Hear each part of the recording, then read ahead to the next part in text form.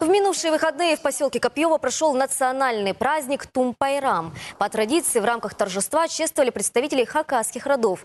Можно было отведать национальные шедевры кулинарии и оценить убранство юрты. Кстати, в текущем году Орджоникидзевский район – единственный муниципалитет, где проводился праздник первого молока. Общереспубликанский Тум-Пайрам пройдет летом 2018 года. Самый главный и самый зрелищный национальный праздник. Именно таким считается Тун-Пайрам с древних времен. Это праздник первого молока или айрана. Наши предки устраивали торжества в мае и июне, в сезон начала созревания травы. Молоко, добытое в это время, считалось целебным напитком, а потому в честь него устраивались народные гуляния, спортивные состязания, пели тахпахи. Эти традиции живы и сегодня. Вот только праздник перенесли с июня на июль, и проводится он один раз в 2 года. В 2017-м перерыв, однако жители Орджоникидзевского района решили не отступать от традиций. 8 июля всех собрали на местный Тун-Пайрам. Готовились мы очень ответственно, долго, потому что этот Тун-Пайрам сегодня у нас как бы юбилейный, 35 лет. Первый юбилей у нас был вот 35 лет назад. Готовились все муниципальное образование. Вот представлены тут юрты, они представили, стол изобилия представили.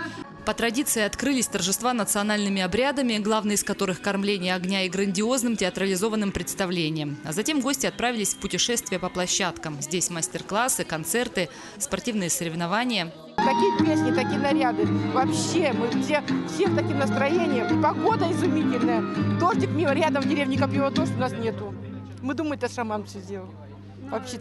На этот импровизированный подиум вышли районные красавицы. Этнодефиле для Тун-Пайрама – традиция, как и презентация хакасских родов.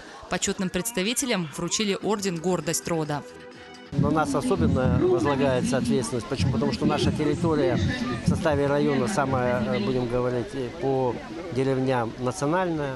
У нас 3 деревни, которые чисто считаются национальными. Это Кангарово, Монастырево и Галиново. Хотя в настоящее время уже чистых, так сказать, нету хакасов, но все равно обряды чтим, соблюдаем. В финале народных гуляний определили победительницу и призеров конкурса красоты. Выбрали лучшее, то есть самое вкусное и правильно приготовленное национальное блюдо. Завершился районный Тун-Пайрам дискотекой «Хакасская вечеринка». Наталья Гармашова, Антонина Томачакова, Иннокентий Араштаев. Вести Хакасия.